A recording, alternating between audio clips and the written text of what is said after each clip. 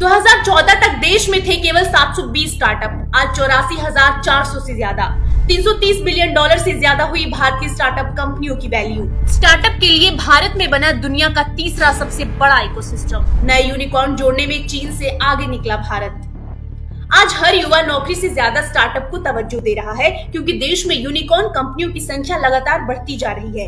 Unicorn कंपनियां वो होती है जो $1 बिलियन क्लब में शामिल हो जाती है। पिछले साल देश को 33 यूनिकॉर्न मिले थे और इस साल सितंबर तक 22 यूनिकॉर्न मिल चुके हैं। भारत में सितंबर 2022 तक यूनिकॉर्न कंपनियों की संख्या बढ़कर 107 हो गई है।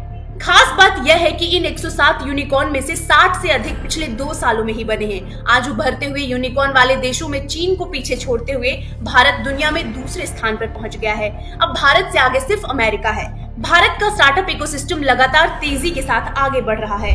2014 तक देश में केवल 720 स्टार्टअप थे, जो अब बढ़कर 84,400 से ज्यादा हो गए हैं। आज का युवा नौकरी मांगने से ज्यादा नौकरी देने के फॉर्मूले पर काम कर रहा है। सरकार के आंकड़ों की माने तो स्टार्टअप्स ने देश में 8,40,000 से ज्यादा नौकरियां दी है। इनमें से 84,000 सरकारी मान्यता प्राप्त स्टार्टअप द्वारा दी गई है। 2011 से 14 के दौरान इन 3 सालों में हर साल केवल एक ही ऐसी कंपनी यूनिकॉर्न का दर्जा हासिल कर पाती थी। 2016 में सरकार ने स्टार्टअप इंडिया की शुरुआत की, जिसके बाद 2018 में 8 कंपनियां यूनिकॉर्न क्लब में शामिल हुई। 2019 में 9, 2020 में 10 स्टार्टअप यूनिकॉर्न बनकर उभरे। 2021 में 33 और सितंबर 2022 तक 22 कंपनियां यूनिकॉर्न क्लब में शामिल हुई।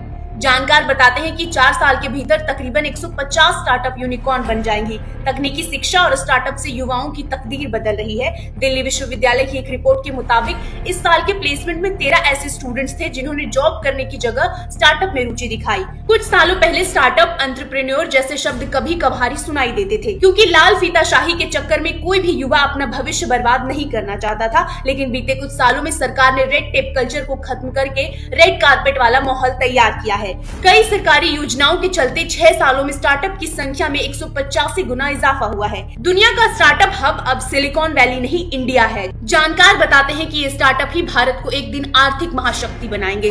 2030 तक देश की जीडीपी में इनकी हिस्सेदारी 30% तक होगी।